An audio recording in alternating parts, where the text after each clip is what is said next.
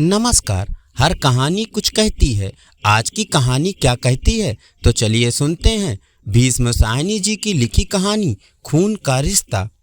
खाट की पार्टी पर बैठा चाचा मंगलसेन हाथ में चिलम थामे सपने देख रहा था।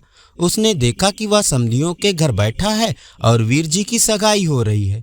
उसकी पगड़ी पर केसर की छींटें हैं और हाथ में दूध का गिलास है जिसे वह घूंट घूंट करके पी रहा है। दूध पीते हुए कभी बादाम की गिरी मुंह में आ जाती है, कभी पिस्ते की। बाबूजी पास खड़े समधियों से उसका परिचय करा रहे हैं। यह मेरा चचा ज्यादा छोटा भाई है, मंगलसेन। समधी मंगलसेन के चारों ओर घूम रहे हैं। उनमें से एक झुककर बड़े आग्रह से पूछता है, और दूध लाऊं चाचा जी? थोड़ा सा और। अच्छा ले आओ, आधा गिलास, मंगलसेन कहता है और तर्जनी से गिलास के तल में से शक्कर निकाल निकाल कर चाटने लगता है। मंगलसेन ने जीभ का चटकारा लिया और सिर हिलाया। तंबाकू की कड़वाहट से भरे मुंह में भी मिठास आ गई थी, मगर स्वप्न भंग हो गया। हल्की सी झुरझुरी मंगलसेन के सारे बदन में दौड़ गई और मन सगाई पर जाने के लिए ललक उठा। यह सपनों की बात नहीं थी, आज सचमुच भतीजे की सगाई का दिन था।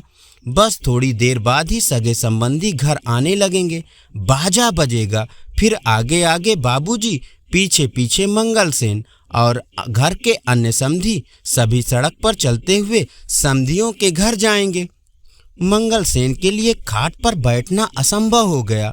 बदन में खून तो छटाक भर था, मगर ऐसे उछलने लगा था कि बैठने नहीं देता था। ऐन उसी वक्त कोठरी में संतू आ पहुंचा और खाट पर बैठकर मंगलसेन के हाथ में से चिलम लेते हुए बोला, तुम्हें सगाई पर नहीं ले जाएंगे चाचा। चाचा मंगलसेन के बदन से सिर से पांव तक लर्जिश हुई, पर यह सोचकर कि संतू खिलवाड़ कर रहा है, बोला, बड़ों के साथ मजाक नहीं किया करते। कई बार कहा तुमसे। मुझे नहीं ले जाएंगे तो क्या तुम्हें ले जाएंगे? किसी को भी नहीं ले जाएंगे, वीर जी कहते हैं।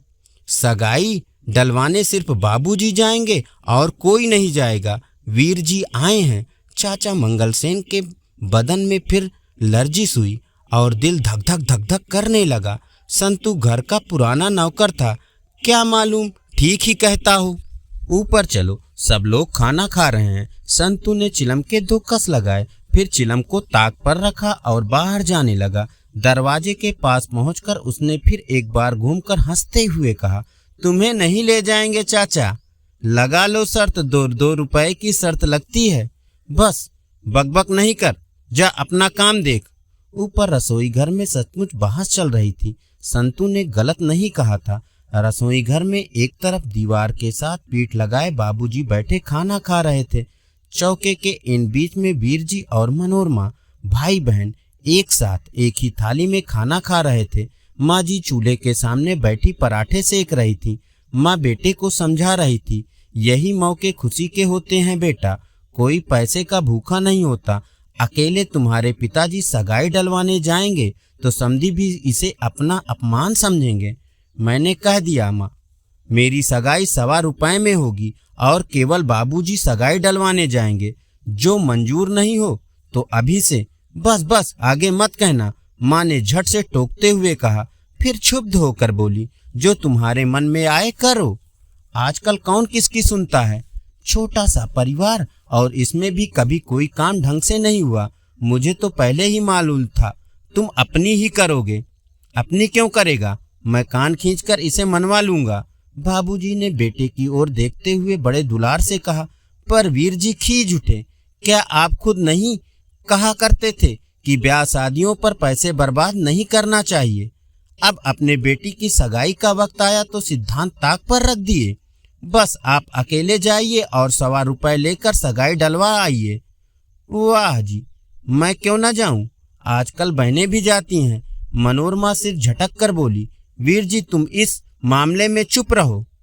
सुनो बेटा, न तुम्हारी बात न मेरी, बाबूजी बोले, केवल 5 या 7 समधी लेकर जाएंगे। कहोगे तो बाजा भी नहीं होगा, वहां उनसे कुछ मांगेंगे भी नहीं। जो समधी ठीक समझे दे दें, हम कुछ नहीं बोलेंगे। इस पर वीर जी तुनक कर कुछ कहने जा ही रहे थे जब सीढ़ियों पर मंगलसेन के कदमों की आवाज आई। अच्छा अभी मंगलसेन से कोई बात नहीं करना, खाना खा लो, फिर बातें होती रहेंगी, माँ जी ने कहा। 50 बरस की उम्र के मंगलसेन के बदन के सभी चूल ढीले पड़ गए थे। जब चलता तो उचक उचक कर हिचकोले खाता हुआ, और जब सीढ़ियाँ चढ़ता तो पाँव घसीट कर बार बार छड़ी ठकोरता हुआ।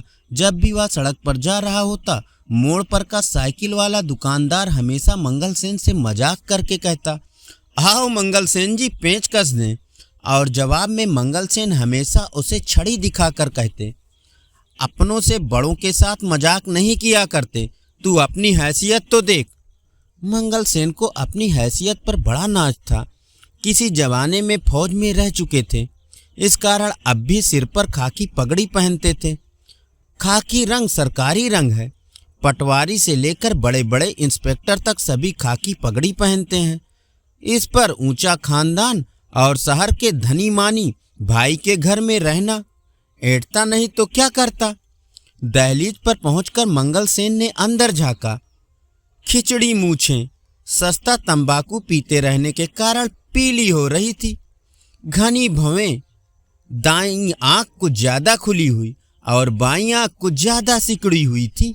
सामने के 3 दांत गायब थे। भौजाई जी, आप रोटियां सेक रही हैं नौकरों के होते हुए। आओ मंगलसेन जी आओ, जरा देखो तो यहाँ कौन बैठा है। नमस्ते चाचा जी, वीर जी ने बैठे बैठे कहा। उठकर चाचा जी को प्रणाम करो। बेटा, तुम्हें इतनी भी अकल नहीं है, बाबूजी ने बेटों को झिड़क कर कहा। वीर जी उठ खड़े हुए और झुककर चाचा जी को प्रणाम किया। चाचा जी झेप गए। कोने में बैठा संतू, जो नल के पास बर्तन धो रहा था, कंधे के पीछे मुंह छिपाए हंसने लगा। जीते रहो, बड़ी उम्र हो, मंगलसेन ने कहा, और वीर जी के सिर पर इस गंभीरता से हाथ फेरा कि वीर जी के बाल बिखर गए। मनोरमा खिलखिलाकर हंसने लगी। सगाई वाले दिन वीर जी खुद आ गए हैं। वाह वाह, बैठ जा मंगलसेन, बहुत बातें नहीं करते। बाबूजी बोले। आप मेरी जगह पर बैठ जाइए चाचा जी, मैं दूसरी चटाई ले लूँगा, वीर जी ने कहा। 2 मिनट खड़ा रहेगा तो मंगलसेन की टांगे नहीं टूट जाएगी, बाबूजी बोले, या खुद भी चटाई पकड़ सकता है। जाओ मंगलसेन, जरा टांगे हिलाओ और अपने लिए चटाई उठा कर लाओ। माँ जी ने दांत तले ओठ दबाया और घूर घूर कर बाबूजी की ओर देखने लगी। नौकरों के सामने तो मंगलसेन के साथ इस तरह रुखाई से नहीं बोलना चाहिए, आखिर तो खून का रिश्ता है, कुछ लिहाज करना चाहिए। मंगलसेन छज्जे पर से चटाई उठाने गया। दरवाजे के पास पहुंचकर नौकर की पीठ के पीछे से गुजरने लगा तो संतू ने हंसकर कहा, वहां नहीं है चाचा जी, मैं देता हूँ, ठहरो, एक ही बर्तन रह गया है, मल कर उठता हूँ। संतू निश्चिंत बैठा, कंधों के बीच सिर झुकाए बर्तन मलता रहा। मनोरमा घुटनों के ऊपर अपनी ठुड्डी रखे दोनों हाथों से अपने पैरों की उंगलियां मलती हुई कोई वार्ता सुनाने लगी। दुकानदारों की टांगे कितनी छोटी होती हैं भैया, क्या तुमने कभी देखा है? अपने भाई की ओर कनखियों से देखकर हंसती हुई बोली। जितनी देर वो गद्दी पर बैठे रहें ठीक लगते हैं, पर जब उठे तो सहसा छोटे हो जाते हैं। इतनी छोटी छोटी टांगे। आज मैं एक दुकानदार पर सूटकेस लेने गई। उठो संतू, चटाई ला दो। हर वक्त का मजाक अच्छा नहीं होता। चाचा मंगलसेन संतू से आग्रह करने लगा। वहाँ खड़े क्या कर रहे हो मंगलसेन, चलो इधर आओ। उठ संतू, चटाई ले आ। सुनता नहीं तू, इसे कोई बात कहो तो कान में दबा जाता है, माँ बोली। संतू की पीठ पर चाबुक पड़ी। उसी वक्त उठा और जाकर चटाई ले आया। माँ जी ने चूल्हे के ऊपर दीवार के साथ रखी 2 थालियों में से एक थाली उठाकर मंगलसेन के सामने रख दी। मैले रुमाल से हाथ पोंछते हुए मंगलसेन चटाई पर बैठ गया। थाली में आज 3 भाजियां रखी थी। चपातियां खूब गरम गरम थी। सहसा बाबूजी ने मंगलसेन से पूछा, आज रामदास के पास गए थे, किराया दिया उसने या नहीं? मंगलसेन खुशी में था। उसी तरह चहक कर बोला, बाबूजी, वह अफीमची कभी घर पर मिलता है? कभी नहीं। आज घर पर था ही नहीं। एक थप्पड़ तेरे मुंह पर लगाऊंगा। तुमने क्या मुझे बच्चा समझ रखा है? रसोई से सहसा सन्नाटा छा गया। माँ ने ओंठ भींच लिए। मंगलसेन की पुलकन सिहरन में बदल गई। उसका दायां गाल हिलने सा लगा, जैसे चपट पड़ने पर सचमुच हिलने लगता है।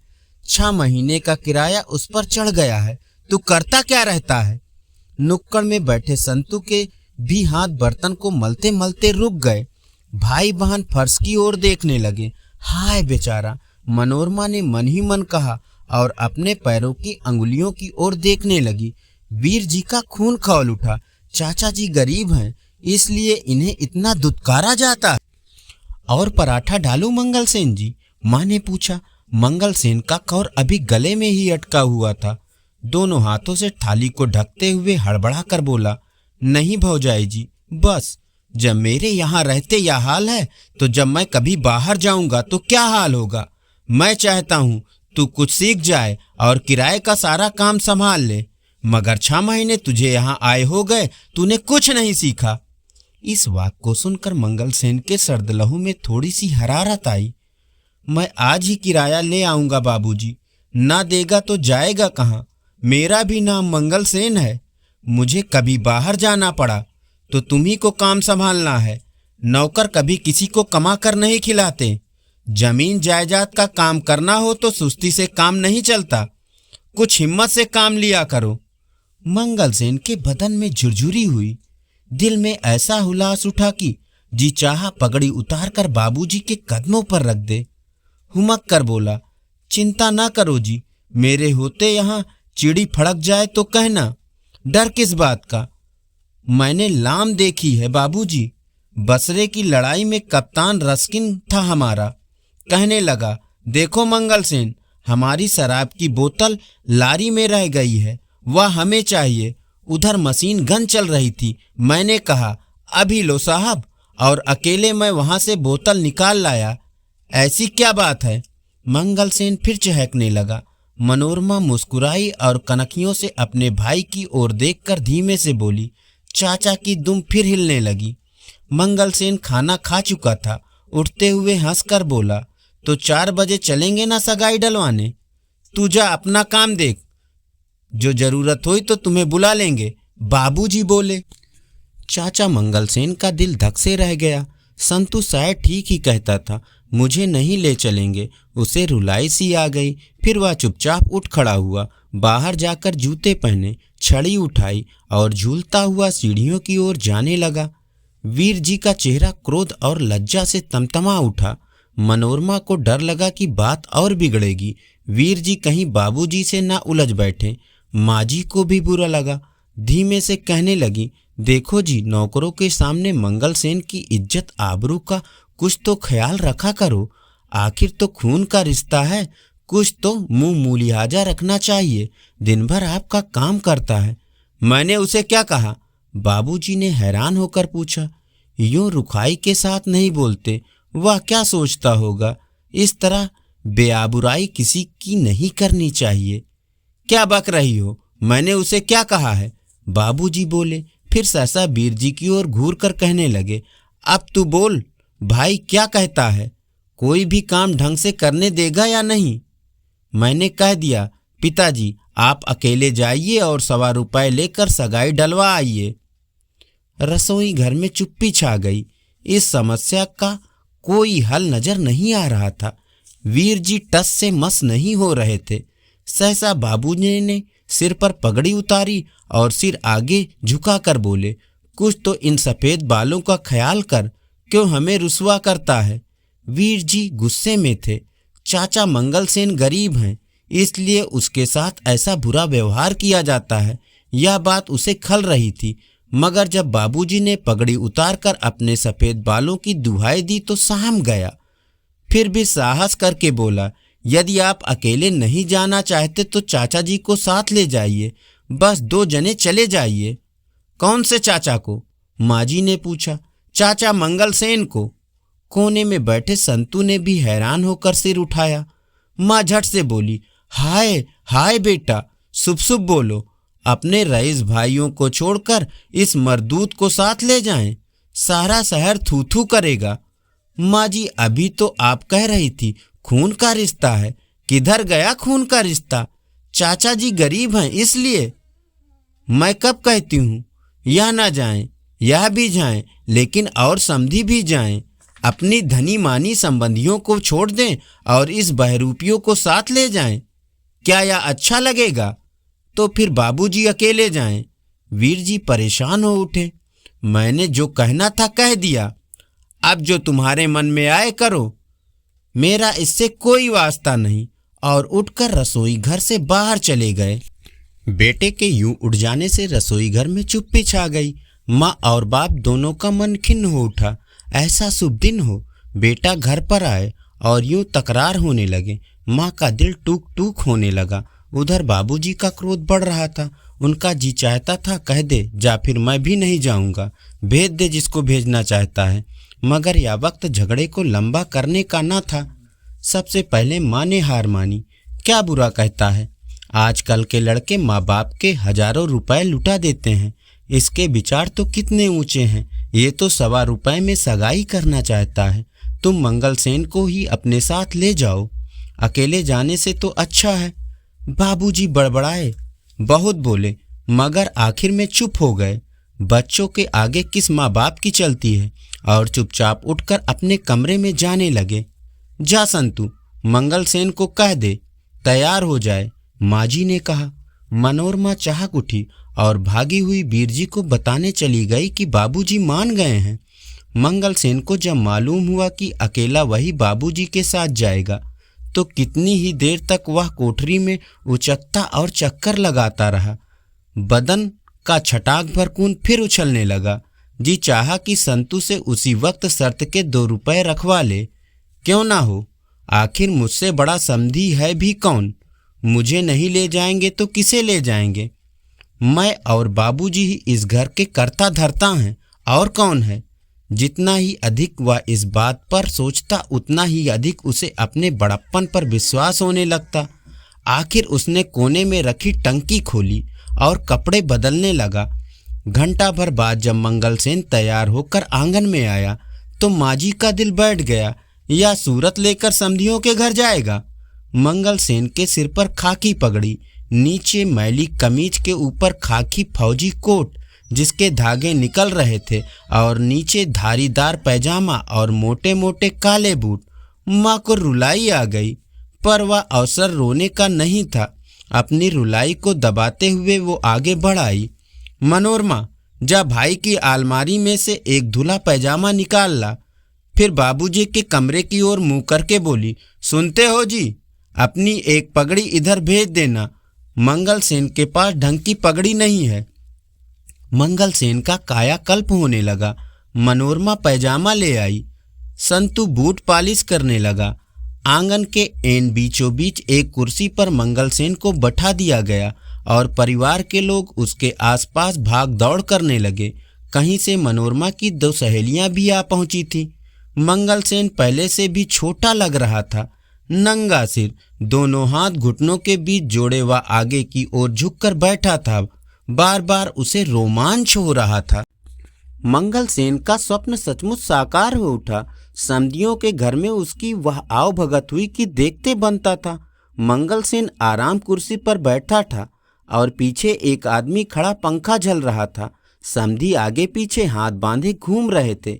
एक आदमी ने सचमुच झुककर बड़े आग्रह से कहा, और दूध लाऊं चाचा जी, थोड़ा सा और जवाब में मंगल सेन ने कहा, हाँ, आधा गिलास ले आओ। समधियों के घर की ऐसी सजधज कि मंगल सेन दंग रह गया और उसका सिर हवा में तैरने लगा। आवाज ऊंची करके बोला, लड़की कुछ पढ़ी लिखी भी है या नहीं? हमारा बेटा तो एमए पास है। जी, आपकी दया से लड़की ने इसी साल बीए पास किया है। घर का काम धंधा भी कुछ जानती है या सारा वक्त किताबें ही पढ़ती रहती है? जी, थोड़ा बहुत जानती है। थोड़ा बहुत क्यों? आखिर सगाई डलवाने का वक्त आया। समधी बादामों से भरे कितने ही थाल लाकर बाबूजी और मंगल सेन के सामने रखने लगे। बाबूजी ने हाथ बांध दिए। मैं तो केवल 1 रुपया और 4 आने लूंगा। मेरा इन चीजों में विश्वास नहीं है। हमें अब पुरानी रस्मों को बदलना चाहिए। आप सलामत रहें। आपका 1.25 रुपये भी मेरे लिए 1.25 लाख के बराबर है। आपको किस चीज की कमी है लाला जी? पर हमारा दिल रखने के लिए ही कुछ स्वीकार कर लीजिए। बाबूजी मुस्कुराए। नहीं महाराज, आप मुझे मजबूर ना करें, यह उसूल की बात है। मैं तो 1.25 रुपया ही लेकर जाऊंगा। आपका सितारा बुलंद रहे। आपकी बेटी हमारे घर जाएगी, जो साक्षात लक्ष्मी विराजेगी। मंगल सेन के लिए चुप रहना असंभव हो रहा था। हुमक कर बोला, एक बार कहा जो दिया, अब हम 1.25 रुपये ही लेंगे। आप बार बार तंग क्यों करते हैं? बेटे के पिता हंस दिए और पास खड़े अपने किसी समधी के कान में बोले, लड़के का चाचा है, दूर का, घर में टिके हुए हैं, लाला जी ने आसरा दे रखा है। आखिर समधी अंदर से एक थाल ले आए जिस पर लाल रंग का रेशमी रुमाल बिछा था और बाबूजी के सामने रख दिया। बाबूजी ने रुमाल उठाया तो नीचे चांदी के थाल में चांदी के 3 चमचम करती कटोरियां रखी थी। एक में केसर, दूसरी में रांगला धागा, तीसरी में एक चमकता चांदी का रुपया और चमकती चवन्नी।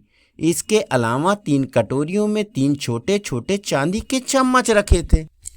आपने आखिर अपनी ही बात की। बाबूजी ने हंसकर कहा, मैं तो केवल 1.25 रुपया लेने आया था, मगर थाल स्वीकार कर लिया और मन ही मन कटोरियों, थाल और चम्मचों का मूल्य आंकने लगे।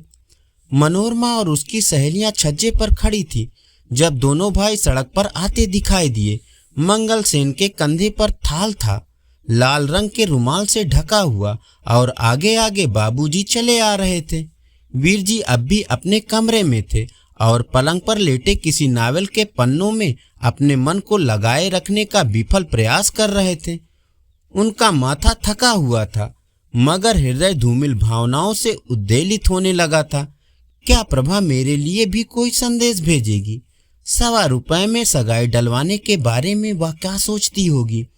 मन ही मन तो जरूर मेरे आदर्शों को सराहती होगी। मैंने एक गरीब आदमी को अपनी सगाई डलवाने के लिए भेजा, इससे अधिक प्रत्यक्ष प्रमाण मेरे आदर्शों का क्या हो सकता है? लाख लाख बधाइयां भौजाई जी। घर में कदम रखते ही मंगल सेन ने आवाज लगाई। मनोरमा और उसकी सहेलियां भागती हुई जंगले पर आ गई।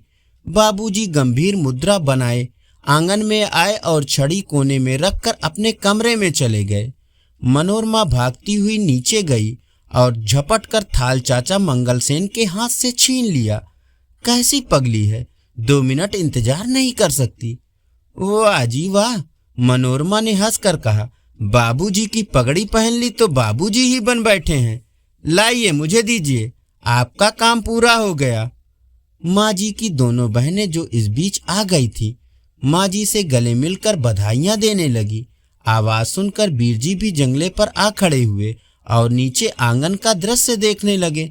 थाल पर रखे लाल रुमाल को देखते ही उनका रोम रोम पुलकित हो उठा। सहसा ही वो ससुराल की चीजों से गहरा लगाव महसूस करने लगे। इस रुमाल को जरूर प्रभा ने अपने हाथ से छुआ होगा। उनका जी चाहा कि रुमाल को हाथ में लेकर चूम लें। इस भेंट को देखकर उनका मन प्रभा से मिलने के लिए बेताब होने लगा। माँ जी ने थाल पर से रुमाल उठाया। चमकती कटोरियां, चमकता थाल, बीच में रखे चम्मच। वीर जी को महसूस हुआ जैसे प्रभा ने अपने गोरे गोरे हाथों से इन चीजों को करीने से सजाकर रखा होगा। पानी पिलाओ संतू, चाचा मंगल सेन ने आंगन में कुर्सी पर बैठते हुए कहा। टांग के ऊपर टांग रखकर संतू को फिर आवाज लगाई। इतने में माँ जी की याद आई। 3 कटोरियां और 2 चम्मच, यह क्या हिसाब हुआ? क्या 3 चम्मच नहीं दिए समधियों ने? फिर बाबूजी के कमरे की ओर मुंह करके बोली, अजी सुनते हो, तुम भी कैसे हो? आज के दिन भी कोई अंदर जा बैठता है? क्या है? बाबूजी ने अंदर से ही पूछा। कुछ बताओ तो सही, समधियों ने क्या कुछ दिया है? बस थाली में जो कुछ है वही दिया है। तेरे बेटे ने मना जो कर दिया था। क्या 3 कटोरियां थी और चम्मच 2 ही थे? नहीं तो चम्मच भी 3 थे। चम्मच तो यहाँ सिर्फ 2 रखे हैं। नहीं नहीं, ध्यान से देखो, जरूर 3 होंगे। मंगल सेन से पूछो, वही थाल उठा कर लाया था। मंगल सेन जी, तीसरा चम्मच कहाँ है? मंगल सेन संतू को सगाई का ब्यौरा दे रहा था। समधी हमारे सामने हाथ बांधे यूं खड़े थे जैसे नौकर हों। लड़की बड़ी सुशील है, बड़ी सलीके वाली है, बीए पास है, सीना पिरोना भी जानती है। मंगल सेन जी, तीसरा चम्मच कहाँ है? कौन सा चम्मच? वहीं थाल में होगा, मंगल सेन ने लापरवाही से जवाब दिया। थाल में तो नहीं है। तो उन्होंने 2 ही चम्मच दिए होंगे, बाबूजी ने थाल लिया था। हमें बेवकूफ बना रहे हो मंगल सेन जी, तुम्हारे भाई कह रहे हैं कि 3 चम्मच थे। इतने में बाबूजी की गरज सुनाई दी। इसीलिए मेरे साथ गए थे कि चम्मच गंवाओगे, कुछ नहीं तो 5-5 रुपए के एक चम्मच रहे होंगे। मंगल सेन ने उसी लापरवाही से कुर्सी पर से उठकर कहा, मैं अभी जाकर पूछ आता हूँ, इसमें क्या है, हो सकता है उन्होंने 2 ही चम्मच रखे हों। वहां कहाँ जाओगे, बताओ चम्मच कहाँ है? सारा वक्त तो थाल पर रुमाल रखा रहा। बाबूजी, थाल तो आपने लिया था, आपने चम्मच गिने नहीं थे। मेरे साथ चालाकी करता है बज्जात, बता तीसरा चम्मच कहाँ है? माँ जी चम्मच खो जाने पर विचलित हो उठी थी। बहनों की ओर घूमकर बोली, गिनी चुनी तो समधियों ने चीजें दी, उनमें से भी अगर कुछ खो जाए तो बुरा तो आखिर लगता ही है। कैसा ढीठ आदमी है, सुन रहा है और कुछ बोलता नहीं, बाबूजी ने गरज कर कहा। चम्मच खो जाने पर अचानक वीर जी को बेहद गुस्सा आ गया। प्रभा ने चम्मच भेजा और वह उन तक पहुंचा ही नहीं। प्रभा के प्रेम की पहली निशानी ही खो गई। वीर जी सहसा आवेश में आ गए। वीर जी ने आओ देखा न ताव, मंगल सेन के पास जाकर उसे दोनों कंधों से पकड़कर झिंझोड़ दिया। आपको इसलिए भेजा था कि आप चीजें गंवाएं। सभी चुप हो गए। सख्ता सा छा गया। वीर जी खिन्न से महसूस करने लगे कि मुझसे यह क्या भूल हो गई और झेप कर वापस जाने लगे। तुम बीच में मत पड़ो बेटा, अगर चम्मच खो गया है तो तुम्हारी बला से, सबका धर्म अपने अपने साथ है। एक चम्मच से कोई अमीर नहीं हो जाएगा। जेब तो देखो इसकी, बाबूजी ने गरज कर कहा। मौसियां झेप गई और पीछे हट गई, पर मनोरमा से न रहा गया। झट आगे बढ़कर वह जेब देखने लगी। रसोई घर की दहलीज पर संतू हाथ में पानी का गिलास उठाए रुक गया और मंगल सेन की ओर देखने लगा। चाचा मंगल सेन खड़ा कभी एक का मुंह देख रहा था, कभी दूसरे का। वह कुछ कहना चाहता था मगर मुंह से एक शब्द भी नहीं निकल रहा था। एक जेब में से मैला सा रुमाल निकला, फिर बीड़ी की गड्डी, माचिस, छोटा सा पेंसिल का टुकड़ा। इस जेब में तो नहीं है, मनोरमा बोली और दूसरी जेब देखने लगी। मनोरमा एक एक चीज निकालती और अपनी सहेलियों को दिखा दिखा कर हंसती। दाईं जेब में कुछ खनका। मनोरमा चिल्ला उठी, कुछ खनका है, इसी जेब में है, चोर पकड़ा गया। तुमने सुना मालती? जेब में टूटा हुआ चाकू रखा था जो चाबियों के गुच्छे से लगकर खनका था। छोड़ दो मनोरमा, जाने दो, सबका धर्म अपने अपने साथ है। आपसे चम्मच अच्छा नहीं है मंगल सेन जी, लेकिन यह सगाई की चीज थी, माँ जी ने बोला। मंगल सेन की सांस फूलने लगी और टांगे कांपने लगी, लेकिन मुंह से एक शब्द भी नहीं निकल पा रहा था। दोनों कान खोलकर सुन ले मंगल सेन, बाबूजी ने गरज कर कहा। मैं तेरे से 5 रुपए चम्मच के ले लूंगा, इसमें मैं कोई लिहाज नहीं करूंगा। मंगल सेन खड़े खड़े गिर पड़ा। बधाई बहन जी। नीचे आंगन में से 3-4 स्त्रियों की आवाज एक साथ आ गई। मंगल सेन गिरा भी अजीब ढंग से, धम्म से जमीन पर जो गिर पड़ा तो उकड़ू हो गया और पगड़ी उतरकर गले में आ गई। मनोरमा अपनी हंसी रोके न रोक सकी। देखो जी, कुछ तो ख्याल करो, गली मोहल्ला सुनता होगा, इतनी रुखाई से कोई बोलता है, माँ जी ने कहा। फिर घबरा कर संतू से कहने लगी, इधर आओ संतू और इन्हें छज्जे पर लिटा आओ। वीर जी फिर खिन्न सा अनुभव करते हुए अपने कमरे में चले गए। मैंने जल्दबाजी की, मुझे बीच में नहीं पड़ना चाहिए था। इन्होंने चम्मच कहाँ चुराया होगा, जरूर कहीं गिर गया होगा। बाबूजी नीचे अपने कमरे में चले गए। शीघ्र ही घर में ढोलक बजने की आवाज आने लगी। मनोरमा और उसकी सहेलियां आंगन में कालीन बिछवा कर बैठ गई। ढोलक की आवाज सुनकर पड़ोसने घर में बधाई देने आने लगी। ऐन उसी वक्त गली वाले दरवाजे के पास एक लड़का आकर खड़ा हुआ। संकोचवश वह निश्चय नहीं कर पा रहा था कि अंदर जाए या वहीं खड़ा रहे। मनोरमा ने देखते ही पहचान लिया कि प्रभा का भाई वीर जी का साला है। भागी हुई उसके पास जा पहुंची और शरारत से उसके सिर पर हाथ फेरने लगी। आओ बेटा जी, अंदर आओ। तुम यहाँ पड़ोस में रहते हो ना? नहीं, मैं प्रभा का भाई हूँ। मिठाई खाओगे? मनोरमा ने फिर शरारत से कहा और हंसने लगी। लड़का सकचा गया।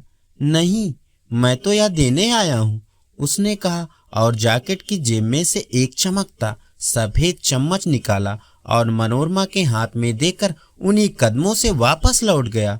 हाय, चम्मच मिल गया माँ जी, चम्मच मिल गया। पर माँ जी संबंधियों से घिरी खड़ी थी। मनोरमा रुक गई और माँ जी से नजरें मिलाने की कोशिश करते हुए हाथ ऊंचा करके चम्मच हिलाने लगी। चम्मच को कभी नाक पर रखती, कभी हवा में हिलाती, कभी ऊंचा फेंक कर हाथ में पकड़ती, मगर माँ जी कुछ समझ ही नहीं पा रही थी। छज्जे पर संतू ने मंगलसेन को खाट पर लिटाया और मुंह पर पानी का छींटा देते हुए बोला, तुम शर्त जीत गए। बस तनख्वाह मिलने पर 2 रुपए नगद तुम्हारी हथेली पर रख दूंगा। धन्यवाद। अभी आप सुन रहे थे भीष्म साहनी जी की लिखी कहानी खून का रिश्ता।